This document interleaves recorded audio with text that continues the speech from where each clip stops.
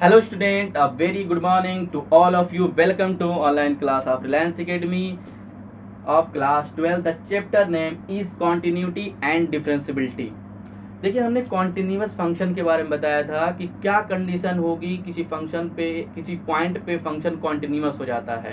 तो देखिए हमने बताया था कि limit x tending to a यानी कि left hand limit f x और limit x tending to a plus F x, ठीक है, left hand limit right hand limit and value of the function equal हो जाए तो फंक्शन जो है क्या हो जाता है, कॉन्टिन्यूस हो जाता है। ये हमने बताया था।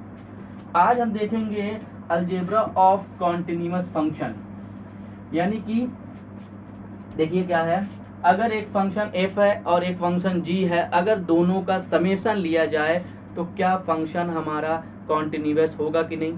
ठीक, अगर उन दोनों का डिफरेंस लें तो वो कॉन्टिन्यूस होगा कि नहीं, और अगर उन दोनों को नहीं लिख दिया जाए, डिवाइड कर दिया जाए एक फंक्शन को दूसरे से, तो ये कॉन्टिन्यूस होगा कि नहीं, यही हम देखना है हमें। ठीक है, देखिएगा, इसको हमें प्रूफ करना है। पहला देखते हैं सब, ठीक है, f कॉन्टिन्यूस है और g भी कॉन्टिन्यूस है तो हमें ये दिखाना है। तो देखिए, इफ f इज कॉन्टिन्यूस, ठीक है, at x equal to c, कोई पॉइंट ले रहे, इस पे मान लिया कॉन्टिन्यूस है, अगर f कॉन्टिन्यूस, इसका मतलब ये है कि limit x tending to c f of x is equal to f of c देगा। यही तो इसका मतलब होता है। अगर वो कॉन्टिन्यूस है तो इसका यही मतलब होता है कि इसकी जो वैल्यू जो होगी, लिमिट लेंगे तो उसी फंक्शन की वैल्यू के इक्वल होगा। ठीक है, और g भी कॉन्टिन्यूस है, g is continuous at x equal to c, इसका मतलब हो जाएगा limit x tending to c g of x equal to g of c। ठीक है, अब हमें दिखाना है कि f प्लस g भी कॉन्टिन्यूस होगा। इसका ये मतलब है कि limit x tending to c f plus g, हाँ, तो हमें limit x tending to f plus g x, इसको हमें क्या दिखाना है, कॉन्टिन्यूस दिखाना है, यानी कि दोनों का समेशन को कॉन्टिन्यूस है। अलग अलग तो हैं ये, लेकिन दोनों का समेशन भी क्या होगा, कॉन्टिन्यूस होगा। तो देखिएगा, इसको हम लिख सकते हैं limit x tending to c, ठीक, इसको लिख सकते हैं f of x plus limit x tending to c g of x। देखिए, लिमिट का जो है, लिमिट 11th क्लास में पढ़ा होगा कि अगर लिमिट जो है दो फंक्शन पे लग रही है एडिशन में, तो वो सेपरेट दोनों पे लिमिट लग सकती है। ये लिमिट का एक थ्योरम होता है, उसमें है, ठीक है, 11th क्लास में। तो हम दोनों पे लिमिट लगा दिए, ठीक है। अच्छा, ये देखिए, f of x limit x tending to c, f of x क्या देता है, fc देता है, तो ये लिख सकते हैं f ऑफ c, और इसको लिख सकते हैं g ऑफ c। अगर यहाँ से हम c बाहर कर लें तो हो जाएगा f प्लस g, ये हो जाएगा c। तो देखिए, limit x tending to c f of f plus g x equal to आ गया f प्लस जी और ये c, यही तो होता है। यानी क्या है, f प्लस जी क्या हो गया हमारा, कॉन्टिन्यूस हो गया। f प्लस जी क्या हो गया, कॉन्टिन्यूस है, is continuous at x is equal to c। ठीक है, इसी तरीके से हम डिफरेंस का भी निकाल सकते हैं। देखिए, हम इंटू का कर रहे हैं, इंटू का f इंटू जी दिखाना है कि कॉन्टिन्यूस है, यानी कि उसका मल्टीप्लिकेशन करें तो ये जो है कॉन्टिन्यूस होता है कि नहीं। तो देखिएगा, f is continuous at x equal to c, इसका मतलब ये है कि limit x tending to F X equal to F of c। इस तरह से g is continuous, then limit x tending to c G x equal to g of c। अच्छा, हमें इंटू निकालना है, इसका मतलब limit x tending to c f into G X, यही तो होगा। तो देखिएगा, limit x tending to c f of x लिख सकते हैं, और इसको लिख सकते हैं limit x tending to c g of x लिख सकते हैं। और ये देखिए क्या है, ये क्या है हमारा, ये है f ऑफ c, और ये क्या है, g ऑफ c, इसको लिख सकते हैं f इंटू जी, और ये हो जाएगा c। तो देखिए, अगर हम limit x tending to f dot G x लेके चल रहे हैं, तो उसी पॉइंट पे इन दोनों के प्रोडक्ट के पॉइंट पे क्या है, वैल्यू ऑफ द फंक्शन यानी c पे निकल जाए, दोनों इक्वल आ जा रहा है। f into G is continuous at x is equal to c। ठीक, देखिए डिवीजन का भी है, f अपॉन जी x लिखा हुआ है, तो इसको हम लिख सकते हैं limit x tending to c f of x और limit x tending to c g of x। ये लिमिट के जो प्रॉपर्टी 11th क्लास में, उसकी वजह से हम उसके न्यूमरेटर और डिनोमिनेटर में भी लिमिट लगा सकते हैं। ठीक है, अब देखिएगा यहाँ पे इसको लिख सकते हैं f ऑफ a, इसको लिख सकते हैं, सॉरी a करें, c लिख सकते हैं, और इसको g ऑफ c, तो इसको लिख देंगे f अपॉन g और यहाँ पर बाहर c। तो इसका मतलब f अपॉन g क्या हो जाएगा, हमारा कॉन्टिन्यूअस हो जाएगा at point c। f and g be are real function such that fog is define, fog define होता है, फॉग का मतलब होता है कंपोजिट फंक्शन होता है, यानी फॉग का मतलब होता है f ऑफ gx। ठीक, एंड g देखिए कॉन्टिन्यूअस है a पर, ठीक, एंड f जो है कॉन्टिन्यूअस है g ऑफ a पर, तो दिखाना है कि फॉग जो है कॉन्टिन्यूअस है। देखिए कॉन्टिन्यूअस का मतलब ये होता है कि फॉग की जब हम लिमिट लें, limit x tending to fog x लें, तो क्या आना चाहिए, f ऑफ g a पे आना चाहिए, उसी पॉइंट पे उस कंपोजिट फंक्शन का जो वैल्यू है वो इक्वल आना चाहिए। ठीक है, उसकी लिमिट लें तो इक्वल आना चाहिए, तो देखिए यही करना है। तो देखिए g is continuous at a, इसकी मीनिंग क्या होती है, limit x tending to a g of x equal to g of a हो जाता है। ठीक, अच्छा फिर देखिएगा f is continuous at g of a पर है, g ऑफ a पर कॉन्टिन्यूअस है, a पर नहीं है, g ऑफ a पर। तो देखिएगा हमने एक फंक्शन एक ले लिया है, z ले लिया है, और ये x टेंडिंग टू ga लिखेंगे क्योंकि कॉन्टिन्यूअस क्या है, g ऑफ a पर है, तो x tending to g of a, और यहाँ पर एक z ले लिया है, तो इसको लिख सकते हैं f of g of a, ये हो गया।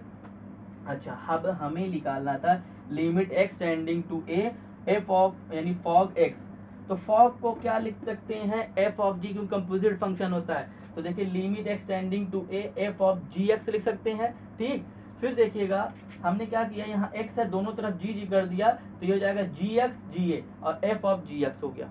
अब g ऑफ x को z पुट कर दिया, तो z tending to g of a, यह हो जाएगा fz, क्योंकि gx को क्या पुट किया गया, z पुट किया गया।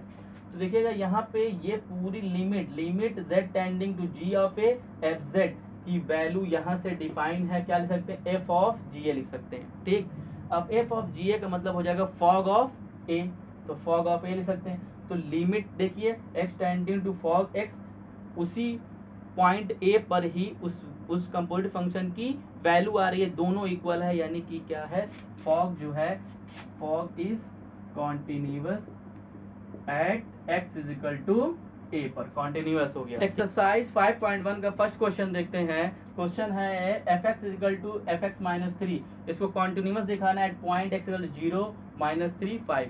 हमने एक क्वेश्चन कराया था कॉन्टिन्यूअस जो है कैसे कराते हैं, देखिएगा फिर से एक बार।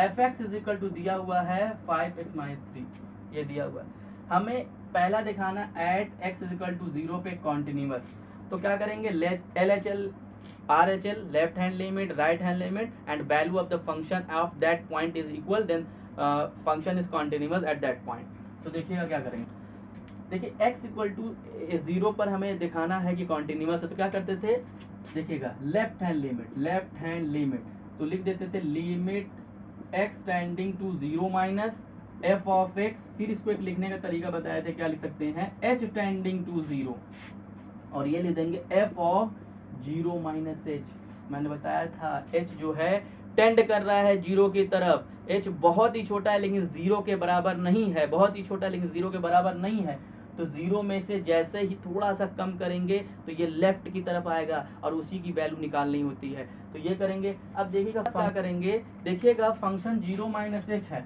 तो देखिएगा यहाँ पे हो जाएगा लिमिट h टेंडिंग टू 0, ठीक है, और ये हो जाएगा 5 0 माइनस h और ये माइनस 3। क्यों ऐसा हो जा रहा है, फंक्शन fx है, x के लिए ये 5x माइनस 3 है, लेकिन फंक्शन हमारा क्या हो गया, 0 माइनस h हो गया, तो x के यहाँ पे 0 माइनस h यानी 5 इंटू 0 माइनस h।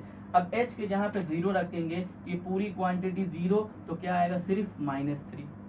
इसी तरीके से हम आर एच एल यानी राइट हैंड लिमिट जब निकालेंगे तो लिमिट लिखेंगे एक्स टेंडिंग टू 0 प्लस लिखेंगे, और यहाँ पे एफ ऑफ एक्स फिर क्या लिखेंगे, limit H tending to 0 F of 0 plus H.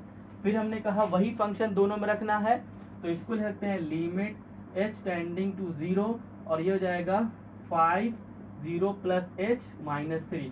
यहाँ पे वैल्यू रखेंगे पूरा 0 आएगा -3। Left hand limit right hand limit equal आ गई है। अब वैल्यू ऑफ द फंक्शन निकाला, तो वैल्यू ऑफ फंक्शन जो है डायरेक्ट जो है यहाँ पर एफ ऑफ क्या लिख दे हम 0, तो 5 इंटू 0 -3 यानी क्या आ गया -3। तो लिखेंगे limit x tending to 0 minus F x, और फिर limit x tending to 0 plus F X, यानी कि left hand limit right hand limit and the value of the function, यानी ये तीनों ही इक्वल आ गया। इसका मतलब फंक्शन जो है कॉन्टिन्यूअस है, यानी F is continuous at X is equal to 0। ठीक है, इसी तरीके से हम -3 और 5 पे भी निकाल सकते हैं। ठीक है, एक फंक्शन है F X is equal to X square plus 3 if X is not equal to 0 and x की वैल्यू 0 है तो क्या है 1 है, फंक्शन की वैल्यू 1 है, तो x इक्वल टू 0 पे फंक्शन में निकालना है कॉन्टिन्यूअस है कि नहीं।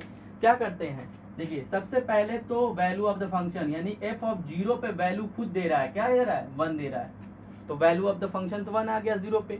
अब हम LHL लिखते हैं, LHL लिमिट यानी कि लिमिट क्या लिखेंगे x tending to 0 minus F X, limit h tending to 0 और f ऑफ 0 माइनस h। अब देखिए जब लेफ्ट हैंड लिमिट है तो left hand limit x is not equal to 0 का मतलब x 0 नहीं है, यानी कि लेफ्ट की तरफ भी हो सकता है राइट की तरफ भी हो सकता है। ठीक है, 0 से कम भी हो सकता है, 0 से ग्रेटर भी हो सकता है। तो यहाँ पे 0 माइनस एच जब लेंगे तो क्या होगा कि लिमिट h टेंडिंग टू 0 यहाँ हो जाएगा 0 प्लस एच का होल स्क्वायर प्लस 3 हो जाएगा। ठीक है, तो यहाँ पे जैसे ही इसकी वैल्यू रखेंगे तो क्या हो जाएगा 0 स्क्वायर प्लस 3, क्योंकि h की वैल्यू 0 यहाँ रखिए कितना है 3, तो देखिए लेफ्ट हैंड लिमिट यहाँ पे क्या आ गई 3 आ गई। इसी तरह से जब राइट हैंड लिमिट निकालेंगे limit x tending to 0 plus F of x, तो ये भी जो आएगा 3 आएगा। ठीक, सॉरी ये माइनस में रखना था। तो इसी तरीके से जब हम प्लस रखेंगे राइट हैंड लिमिट रखेंगे वो भी 3 आएगा। तो देखिए LHL लिमिट इक्वल है RHL के, but value of the function जो है वैल्यू ऑफ द फंक्शन क्या इक्वल नहीं है, इसका मतलब ये फंक्शन जो है कॉन्टिन्यूअस नहीं है एट x इक्वल टू 0 पे। नेक्स्ट लेक्चर में हम और क्वेश्चन सॉल्व करेंगे। Thank you class.